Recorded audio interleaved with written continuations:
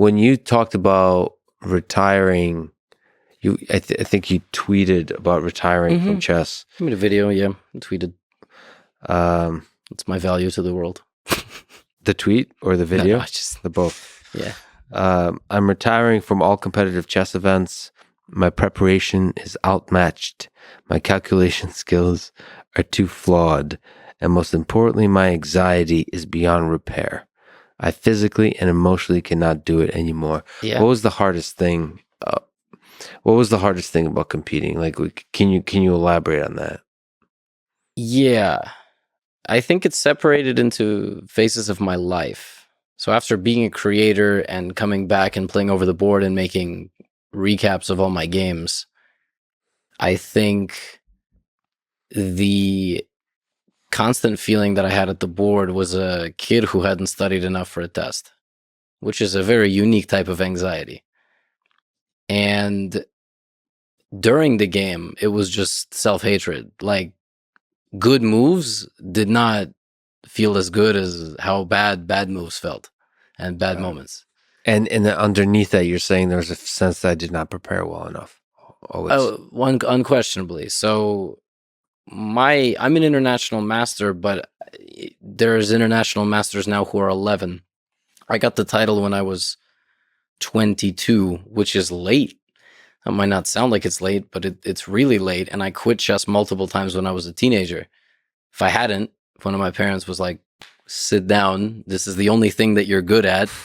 Focus on it. Yeah. Maybe I would have been a grandmaster, but that's life, right? And I would come back to chess at various points in my life when I felt more mature, I felt more ready, and I felt more motivated. It was all me. I had one coach when I was maybe about 10. I never listened to the guy. Great guy. Like, he emailed me even recently, just wanting to catch up, which I thought was adorable because I don't even know if he knows that YouTube chess exists.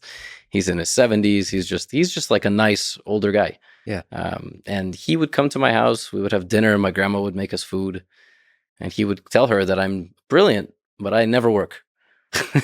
And I have so much potential. If only I ever worked at all, 1 minute on anything. I just played speed games online, and Did he speak the truth there? Like, could you have worked more?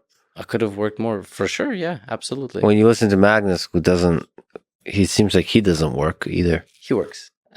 He might work in different ways, but I think for him it's also obsession. Again, love. It's everything. He might read a book. He doesn't consider it work. It's work. He's getting information in and he's learning something. It might just be easier for him to learn than for me, for example, or for anybody. Just everybody learns and absorbs things differently.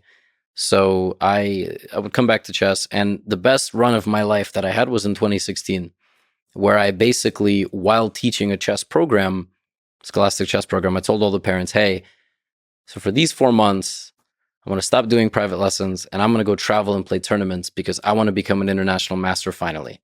I'm 20 years old. This is in 2016. Like, can you help me raise some money? These are all managing directors. These are lawyers. These are 7-figure, 8-figure households. And they contributed, and I kept a blog. And then I worked just 6 hours, 7 hours every day, like studying all the opening trends, all of the new ideas, reading the books, analyzing my own games, playing my own speed games and analyzing them, training every day. And that year I went from 2240 over the board to 2404 with 2 of the 3 norms, as they call them, which are basically tournament performances. Like, you perform at a certain level. Not too complicated. So I got almost everything I needed to be an IM. But I just slipped up at the very end, and 2017 I didn't play chess, but in 2018 I came back once again with a vengeance. I started playing in the summer once again, and I went up to my peak. But then something interesting happened. My life mission was accomplished. I never wanted or thought I could be a grandmaster. Yeah. I wanted to be an international master. And the adrenaline dump of hitting the IM title, I just stopped working completely. I just completely stopped working. I couldn't, and the second I started falling, I couldn't stop. Yeah. And I spent the rest of the summer just tanking. And I said, fuck this. I made my IM. I'm gonna fuck off someplace and whatever. I'll be IM. It doesn't matter. But when I play games online, I mean, I destroy grandmasters all the time. Like dynamics in chess are just complex positions with all sorts of calculation, attacking, defending, like very forcing lines. I think it's my best strength. I think I'm easily grandmaster level. So that you have the capacity to be grandmaster. 100%. Like if the work was put in. If the work was put in and I was not doing my current career, if I just trained full time, I think I could do it. Do you have a desire to be grandmaster? Did you have a desire? You said I didn't really want, like the main goal was international master, which by the way is a really interesting, just I've talked to Olympic athletes, the crash after the gold medal is fascinating. Yeah, I didn't get gold, but for me, that was my goal. That was your goal. I mean, it doesn't matter. It's the goal. Yep. It takes a very, very special person to not be destroyed by the gold and continue the dominance. Yeah.